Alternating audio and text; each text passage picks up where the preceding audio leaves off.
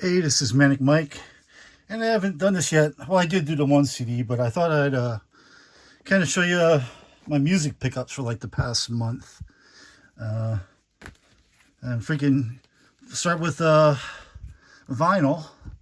This is Ghost's most recent album, Skeletor. This is my second copy of the album on vinyl. This is it was on sale at 2NC for like $13.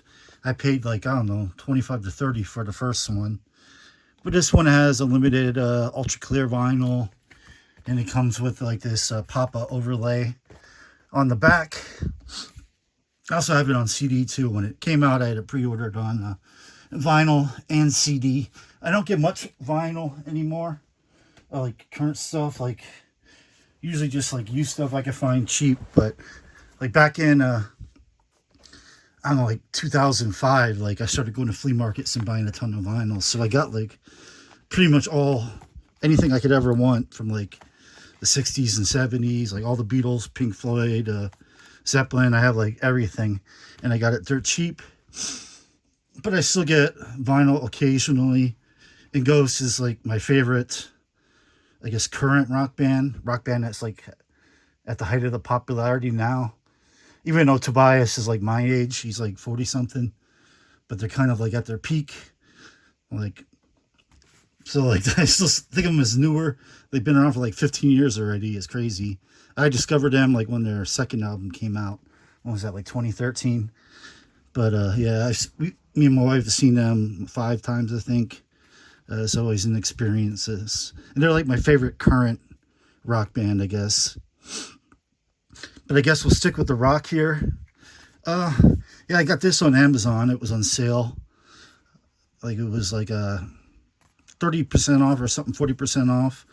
Just a remastered version of Nevermind. Like I have Nevermind on CD, but here's a remastered version, and it also has, I think, some demos. Actually, I don't think it does have demos. I think the second disc is just live. I think there might have been like maybe a 4-disc edition that had demos that was like over $100, but just a remastered version was fine for me. Big Nirvana fan, so I already had Bleach in Utero remastered, so I figured I'd get this remastered. I don't think I haven't seen like Insecticide remastered or anything yet, or like any of their live or unplugged, but their 3 studio albums have been remastered. So yeah, I'm a sucker for remasters. So there's that. Oh, here, speaking of remasters, here's The Darkness. What's the album called? Permission to Land. It's their big album that came out. Does it say here? I think it was like around 2004-ish, wasn't it? Something like that. But this is like a super remaster. This has album remastered demos, B-sides, non-album tracks, and then 2 discs worth of live audio, and then a DVD with looks like 2 live shows and the videos. Yeah, big fan of Justin Hawkins. I think he's an amazing dude. I haven't listened to like a lot of The Darkness, but big fan of this album. And whenever I do see like one of the other albums out and about, like Use or something, I'll be sure to pick it out. But he's a cool dude. I watch his YouTube channel, and he has an amazing voice, amazing stage presence. They're a cool band. I'd like to see him live if they I don't know if they're touring at all, or if they're even still together. And this I just got like 2 days ago. Butthole Surfers, Electric Larryland. This is like their commercial peak in like the mid 90s. It had Pepper on it. Pepper was like the one song that was kind of a hit. But I like the Butthole Surfers because they're kind of responsible indirectly. Like the leader of the Butthole Surfers produced the Flaming Lips. Was it in a Priest-driven ambulance, or like the 1990 album? Was like the first Flaming Lips album to have like good production and kind of sound. Actually have like a very melodic sound. Like he was responsible kind of for like a shift in the Flaming Lips. and how they evolved. And I'm a huge Flaming Lips fan. I've seen them a bunch of times live. And also, the Butthole Surfers were good friends with Daniel Johnston, who was one of my favorite like singer-songwriters of all time. Rest in peace, Daniel. So there's like two of my favorite artists they're connected to. So I figured listen to more than just Pepper, and it sounds pretty good. Being associated with acts like Flaming Lips and Daniel Johnston, I imagine most of their music's really good. Here we got Megadeth, So Far So Good So What. This is again a remaster. There was only 2 Megadeth albums I don't have. It was this one, and there's only one I don't have yet. I think it's called The World Needs a Hero. That's the only Megadeth album I don't have. And I have the new one pre-ordered. I think the new one comes out in January. And I think it's going to be their final one. I pre-ordered that when they announced that like a month or 2 ago. But yeah, I love Megadeth. They're my favorite thrash band. I think they are a million times better than Metallica. But yep, this is an album. For some reason, I actually never had this. But now not only do I have it, I have it remastered too. And I think I have all of their remasters that have been released so far too. We'll go for something left field here. K-pop Demon Hunters. My 6-year-old's a huge fan of this movie, so I watched it many a times, and he loves listening to this in the car. And to tell you what, it's awfully catchy. I found myself singing along to it. Something that who in the world would think I would enjoy, but I actually do enjoy the K-pop Demon Hunters. So there's that. Yeah, he loves singing Golden. He's 6. But yeah, the movie's pretty good, and the songs are actually pretty good. Here's an album that I've bought probably 20 times already. I think, yeah, when I was collecting vinyls, like I bought it 3 times in vinyl. And then when like they finally started making like new remastered vinyls, like maybe 2010, 2012, I picked it up again when it was like re-released on like a remaster for the vinyl. I had this on CD like multiple times. I think I have like the special like edition with extra shit. This one I think is just the mono and stereo. And I think the first time I got it on CD is the same one, the mono and stereo. But I don't think I ever had it in this gatefold before, like this album gatefold on CD. And this is definitely one of my top 5 favorite albums of all time. So whenever I find it, like even if it's a slight different format or anything different, I'll pick it up just to have like my Pet Sounds collections. But yeah, this is definitely top 5 album of all time for me. It's amazing. A lot of people like Beach Boys, really? It's like, no, this is serious stuff. This is complex music, you know. This is post surfing and having fun. This album pretty much ended Brian Wilson's career, you know, as it was, you know, because he was like coined a genius after this album, and like he could never, like he spent it the next time, you know, after this long time working on Smile, and like he never released it. He like futzed with it forever, and he finally released it, I think in the early 2000s, and it's awesome. And I've got like bunch of versions of Smile, like bootlegs I had, and Smile's awesome too, but Pet Sounds is better. But this is Brian Wilson at his peak. Rest in peace, Brian. He died just recently. Now we're gonna go to some rap music. Huge fan of 80s, 90s, early 2000s hip hop. This is Buck Wild, Digging in the Crates, Rare Studio Masters. It's just 2 discs of songs that were produced by Buck Wild. Pretty much anyone who's anyone on the East Coast in the 90s had some songs produced by Buck Wild. Primarily got this because I got these. There's actually a new Big L album coming out this month that I pre-ordered last month, and kind of renewed my interest in Big L. And I got this combination of bootlegs online. There's one I'm missing here, the Children of the Corn album I got, and I'm not sure what I did with it. It might be in my wife's car because I was looking for it. I couldn't find it. But here's 5. This is like the Devil Sun EP. This is like early Big L. freestyles. It's a compilation mixtape. Here's one with Big Pun, because he worked with Big Pun with Digging into Crates. It was like a group they were coming up with, like around the time they both died. And here's like another, I think this is like a collection.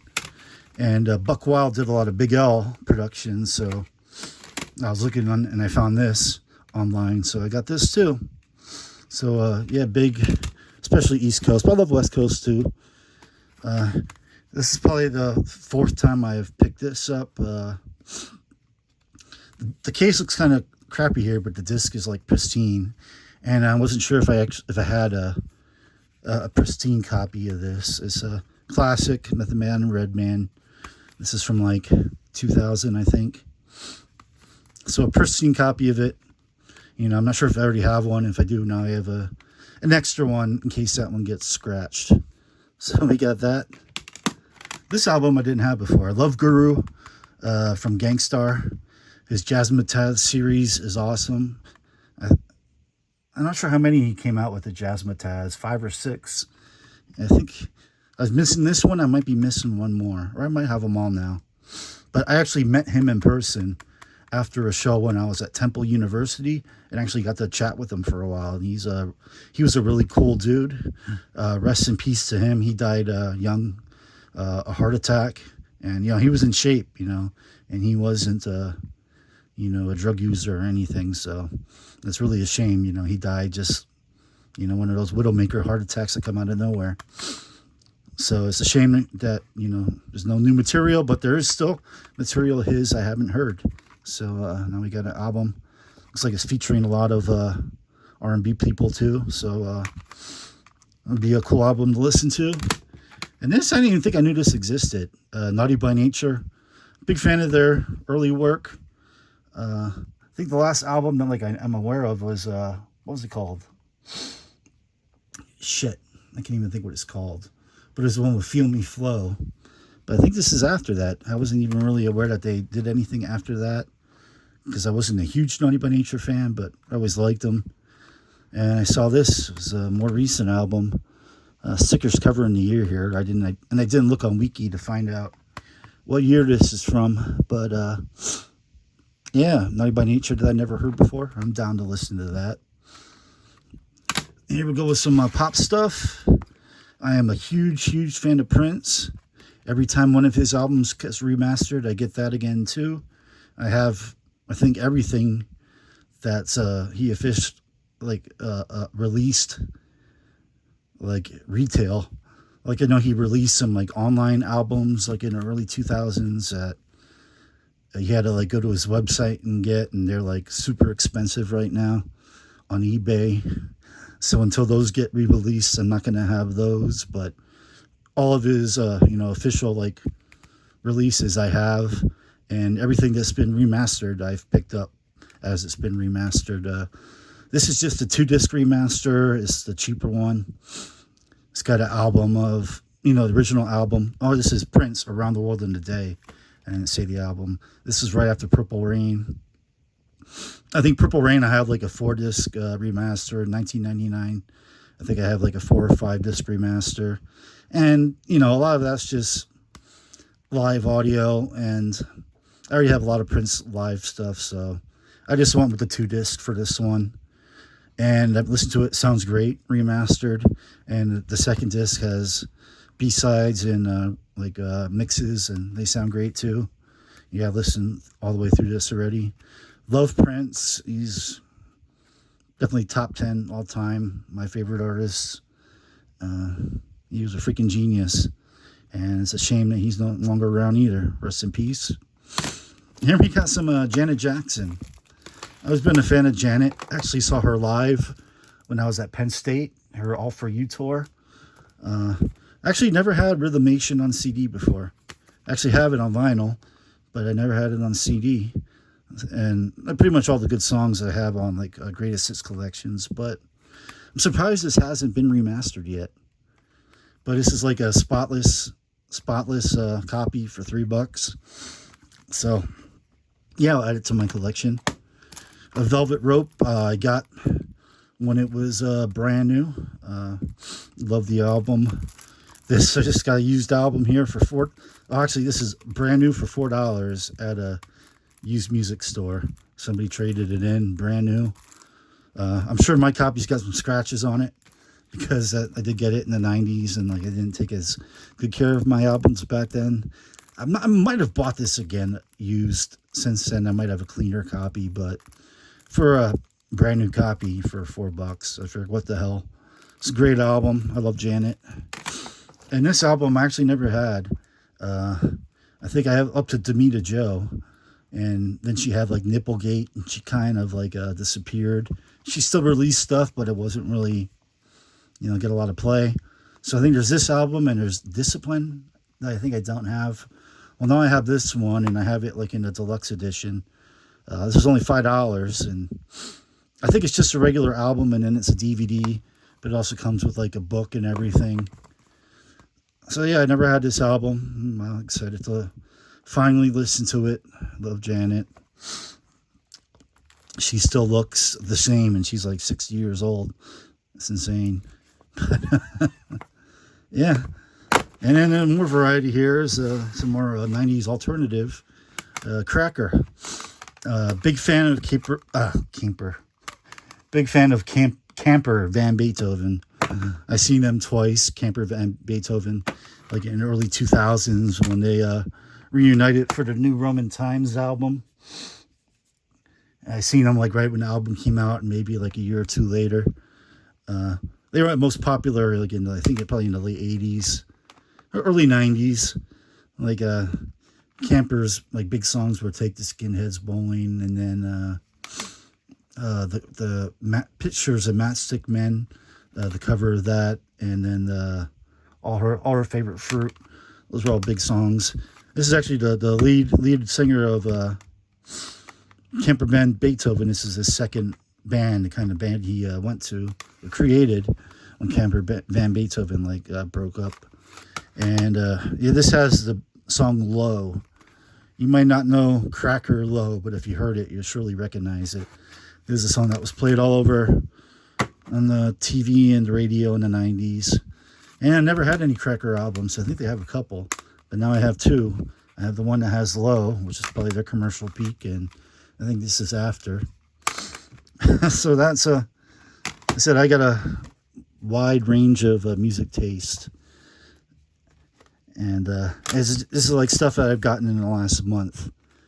I don't think there's anything that's missing. There might be stuff that might be in my wife's car, or I left in my car, that I recently got. That's not here, but this is pretty much what I got in the last month.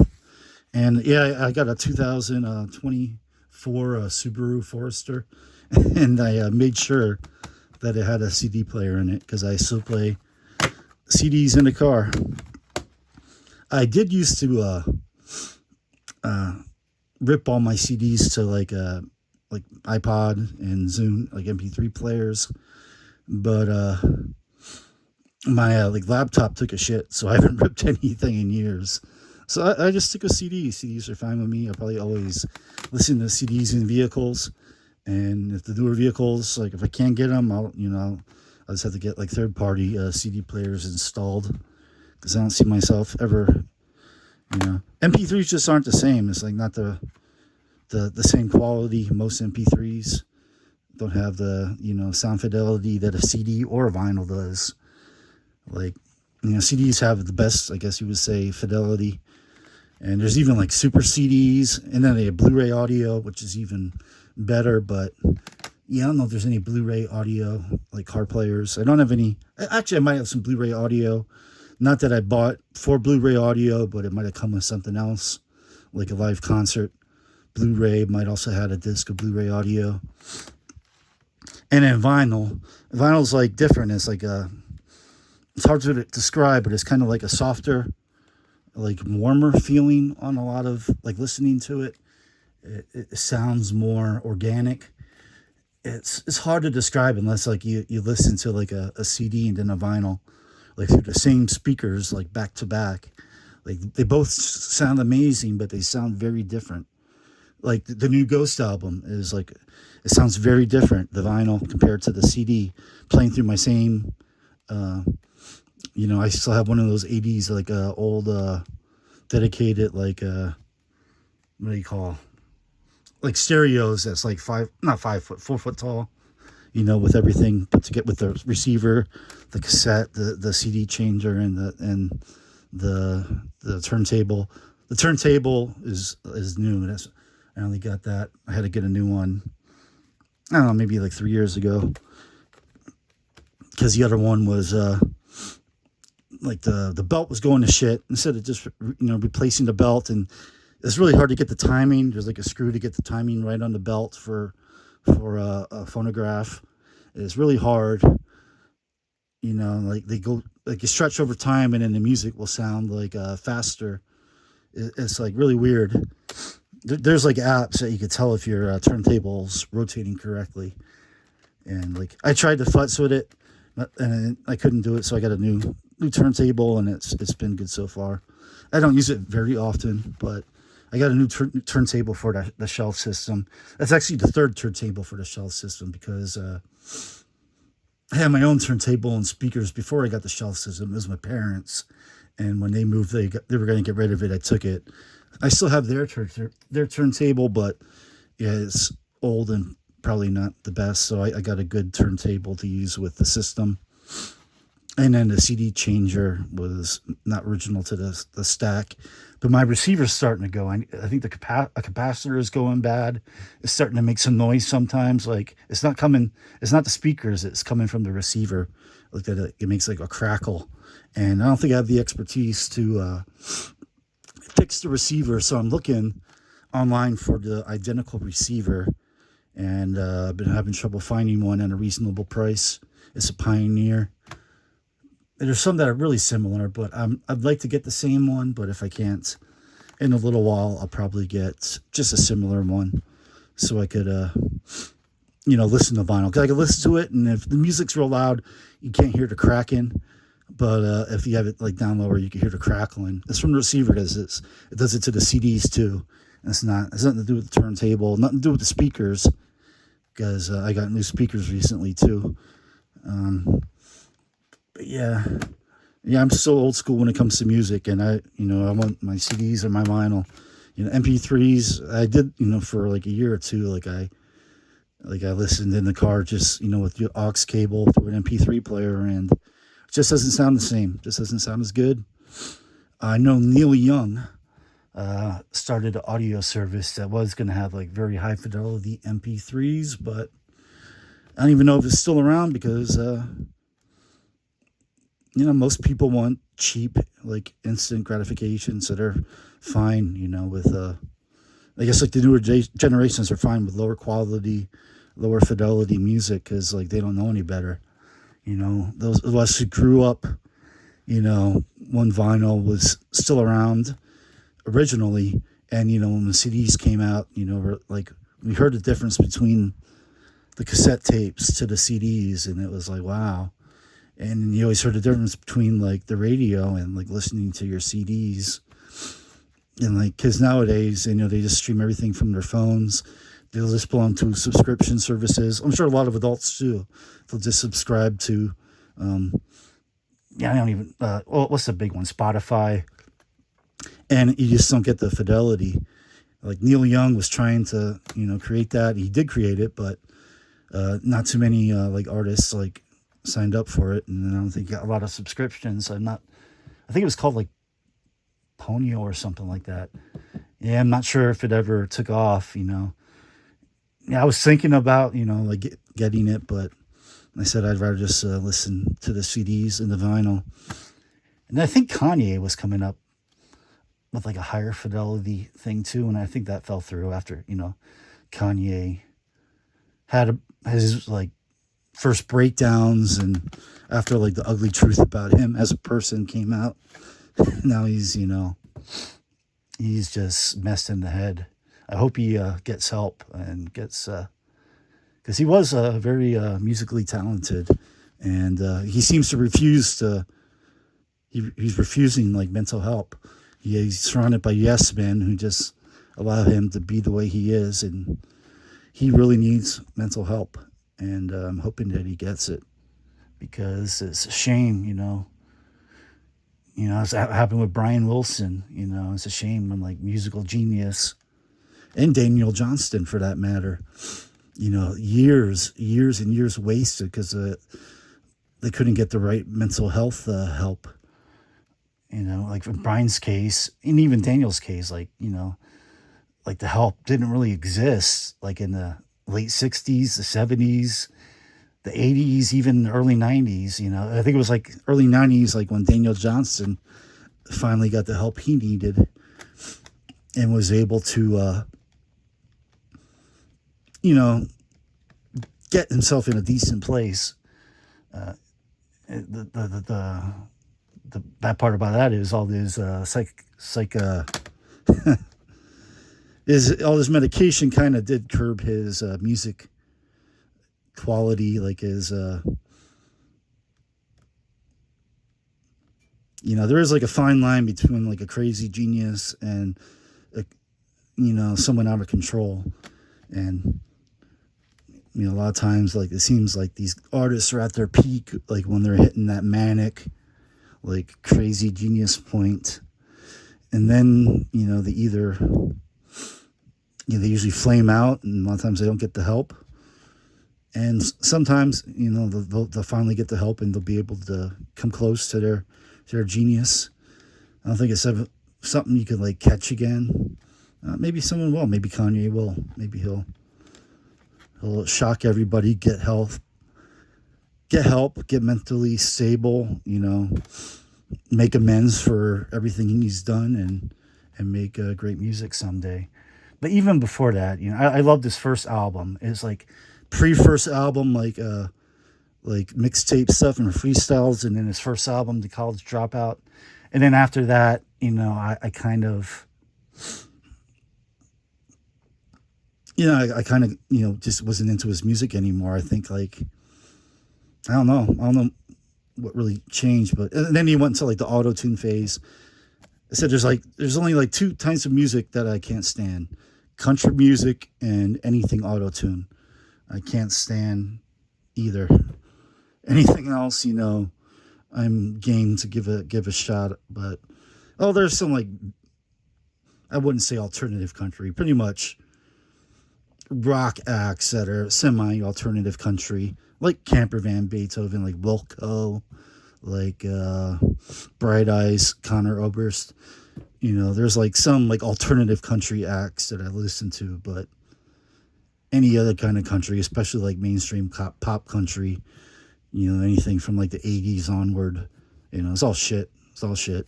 You know, like back in the, you got like, you got Johnny Cash, guys like that, like old Willie Nelson and Rocky Erickson, and he's kind of alt country too. Graham Parsons, like, you know, back in like in the days, like the country rebels, like the ones that were pushing the envelope, you know, I could appreciate. But like ever since the 80s, like country music has been so sterilized. It's just horrible. There's like nothing except for like the more like the rock acts. Well, like Wilco, I guess, started off as like Uncle Tupelo, and started off more as like the first albums are, you know, very country, and Bright Eyes has some very country albums too. But like I wouldn't consider them country, either of them. But that's like the closest I'll get to country. It's like Wilco and Bright Eyes. But yeah, I can't stand country music. It just ugh. And can't stand anything auto tune, and I also can't stand mumble rap. Like it's not that I'm getting old, it's because it's just the mumble rap. I can't stand it. There are current artists, rap artists, who are very good. You know, Kendrick Lamar's. You know, I'm not a huge fan of him, but I appreciate him. Tyler the Creator, I love Tyler the Creator. He's been around for like 15 years now too. So I don't think he's 40 yet, but yeah, he's probably like one of like the recent ones who's still at their like commercial peak that I really love is Tyler the Creator and his whole Odd Future Collective. You know, them I'll listen to, and you know, the stuff that Wu-Tang always coming out with, I'll still always buy. Anything Ghostface puts out, you know, Raekwon, RZA. I'm trying to think like what artists like are still coming out with music from the older era. Because like this rap's really not like an old man's music. There's not many who can still sound interesting rapping at 50 years old. Like Wu-Tang's like an exception. They still sound as good as ever, and yeah, they all gotta be around 50, if not older. But yeah, Tyler the Creator is like my favorite, I guess, current hip hop musician. And I said Ghost is my favorite current like rock band. Besides that, I usually stick to a lot of old school stuff and a lot of indie and alternative stuff. But even it's harder to find like good new indie and alternative bands anymore. If anybody has anybody to recommend, if anybody's listened to this whole 31-minute video, thank you. But if anybody has anybody to recommend based off of what you see here and what I've said, if you have any music to recommend, I probably already know it because I am a huge music historian. Like I said, I appreciate the stuff from the 50s, the 60s. Like I know all about, all 60s rock, Motown, all 80s new wave. I am a historian when it comes to video games, music, movies and TV. I'm like super knowledgeable about all of that. It's a big passion of mine, I guess, just like music, movies, video games, kind of art, like modern day art. Like I always say, like for our generation, art isn't like a painting. Art is a video game or an album or a movie. That's art. People, I guess, like from boomers forward, like there aren't a lot of people going to like art museums, like painting museums or painting exhibits, like, there were in the past, art used to be like huge. It's like there is still an industry and it's still very expensive, and like the elite love to collect, art and pay millions of dollars for it, and good for them. But yeah, it's just like it seems like that's just not a medium, that like Gen X, and all. I'm still like at the tail end of Gen X, millennials and all. It's like our art, our video games, our art is music albums, our art are movies. That's what speaks to us. And I think that's why I'm like so obsessed with I said music, video games, TV and movies. It's just that's what speaks to me. That's what reaches me. And some paintings I'm like that really cool looking, but like they don't, paintings don't speak to me. And books too. I can't forget books. Stephen King and Neil Gaiman. Like I love everything they do. There's some other artists. Those are my two main guys. And I know Neil Gaiman's been kind of like semi-canceled, which is a shame. I'm not sure. I really haven't looked into everything he's been accused of. I know some of it's, I think, been debunked, but I'm not sure about all of it.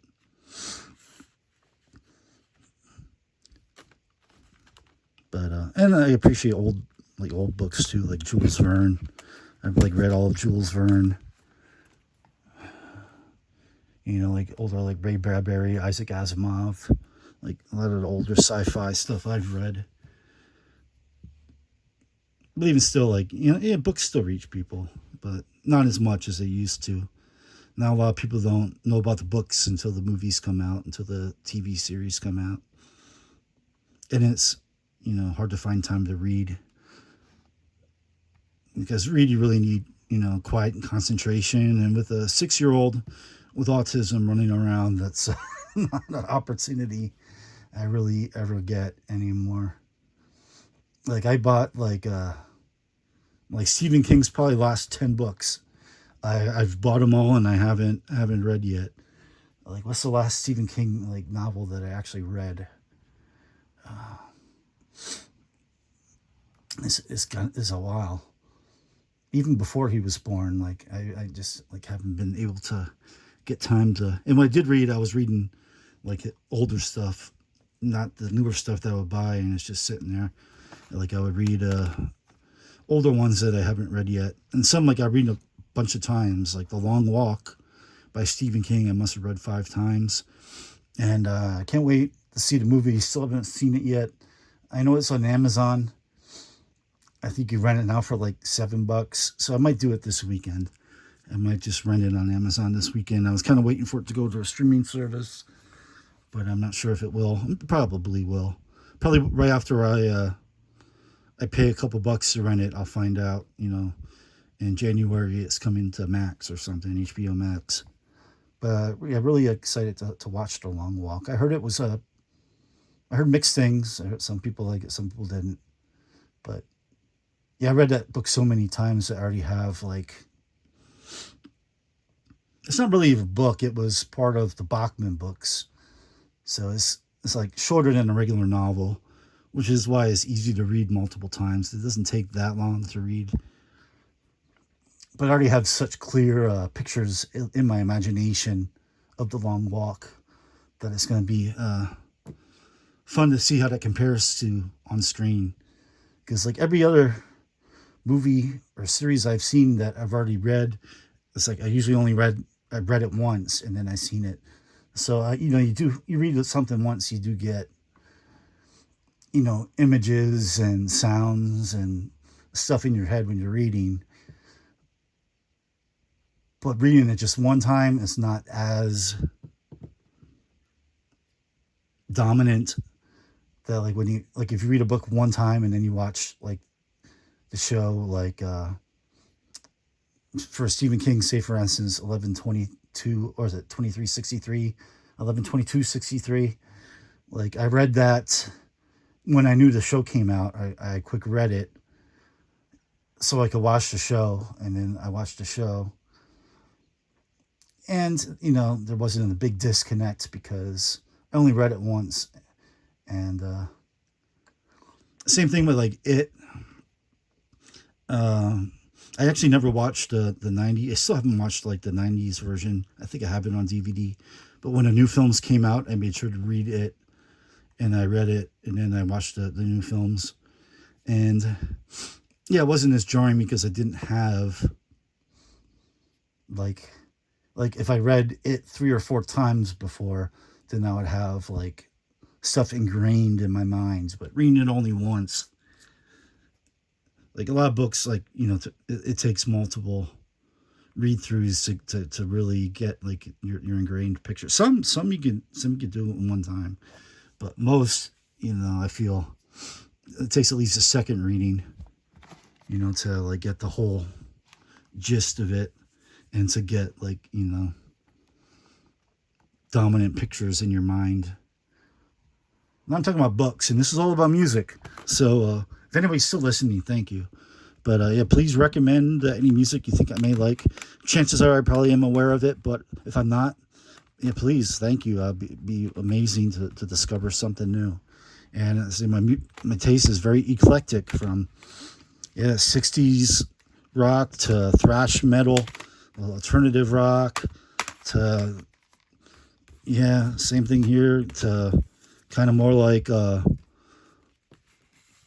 would the darkness be, kind of like Queen style rock, to pop like Prince, Janet Jackson, to hip hop, to here's more alternative rock, and to Ghost, to like I wouldn't call Ghost like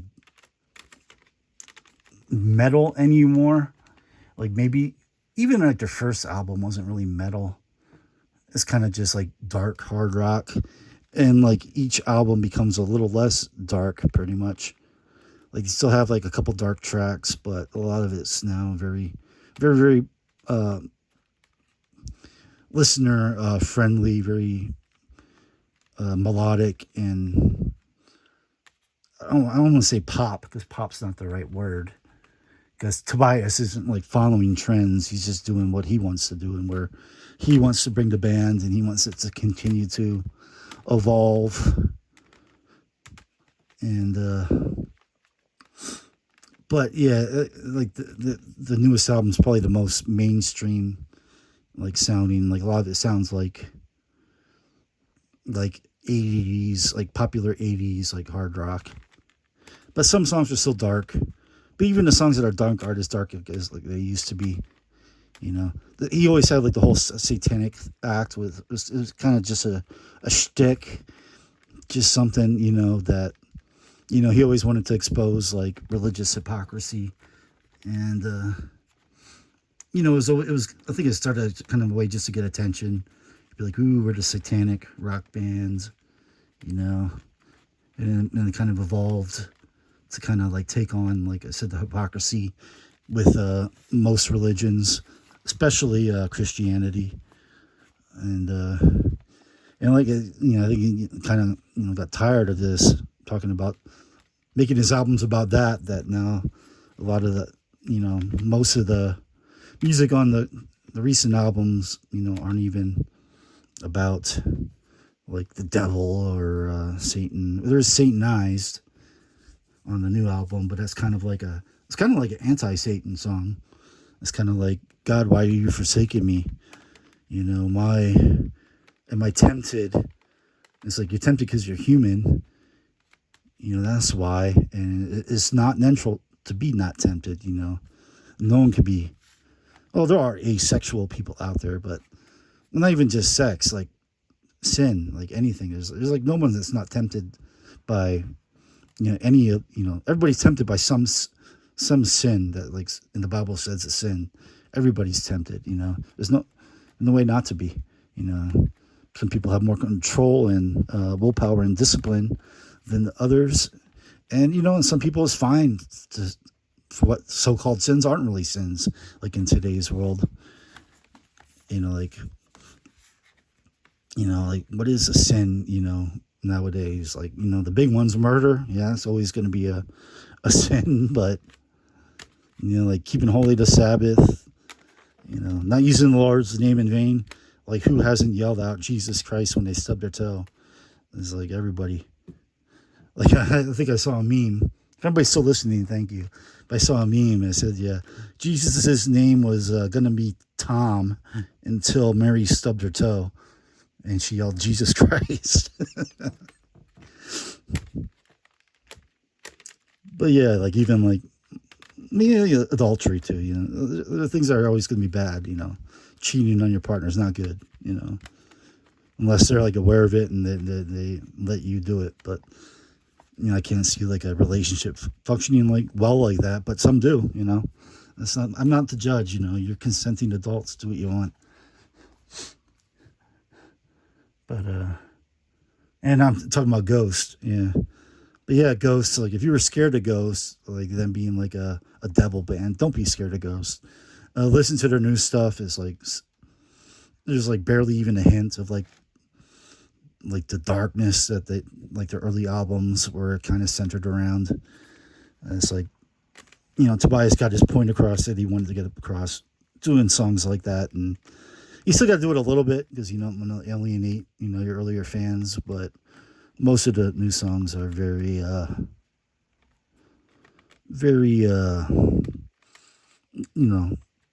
newcomer friendly. So let's go. Where's the Ghost album again? Skeletor. And it's crazy too. It's like they always like ask, what's your favorite Ghost album? And it's like, it's hard because it always changes. It's like for like a month, like I'll go back to like one of their early albums and be super into it, and then then I'll listen to an album I haven't listened to in a couple of weeks, and then I'll be super into, and that one would be it's like whatever one's your favorite at the moment. It's like it always changes because they've been around. Is this their? Let me count. 1, 2, 3, 4, 5. Is this their 6th full length? I think. And then they've always had the EPs in between with like more new songs and covers. So there's a lot of Ghost music, and a span of 15 years, like the sounds have really changed and evolved. So Yeah, I don't have a favorite Ghost album. Like my favorite Ghost album is whatever Ghost album I'm listening to at the moment. It's like they're all my favorite. Like there's art. Yeah, that's just the way it is. And like they all have, become so different that like listening to Opus and listening to Skeletor is like completely different experiences. But it's all awesome. So yeah, check out Ghost if you haven't listened to Ghost. I always like say like if you combined Black Sabbath, I guess the new album would be like if you combined Black Sabbath and Def Leppard, that would be what Skeletor sounds like. If I had to like back in the earlier like maybe combine Black Sabbath and Metallica, but now it's more like combine Black Sabbath and Van Halen or Black Sabbath and Def Leppard, and that's what most of Skeletor sounds like. There's like some songs that are still a little more heavy, a little darker, but most of them, some of it could come straight out of the 80s, which is cool. All right, this is 46 minutes, so I doubt, anybody's listening this long, but if you have, thank you. Please comment, please like and subscribe. If you're into video games, sports cards, music now, I guess I'm going to probably do one of these videos like every month or two, as long as I, get a decent amount of music in between, which I always am. I'm always picking up, it's very hit or miss because I pretty much have like all the older stuff that I want, but there's still stuff that I don't have, like these Cracker albums, like Butthole Surfers. There's still stuff that waiting for me to like fully discover, stuff that I'm aware of and I missed. And there's always going to be remasters, and I'm always buying music. I've been like that since I was a little kid.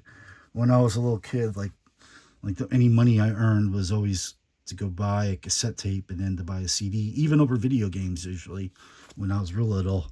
It's like on the money, let's go to the record store.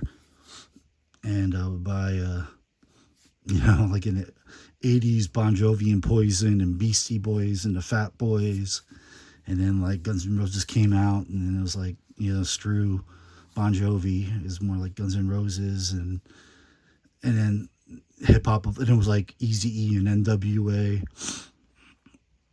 Then it was like the alternative stuff like Nirvana, and then you got like the East Coast stuff like Wu-Tang coming out, and I was always like, I was always like the kid in high school, the kid in college, the kid in everything with like the biggest music collection with the most CDs.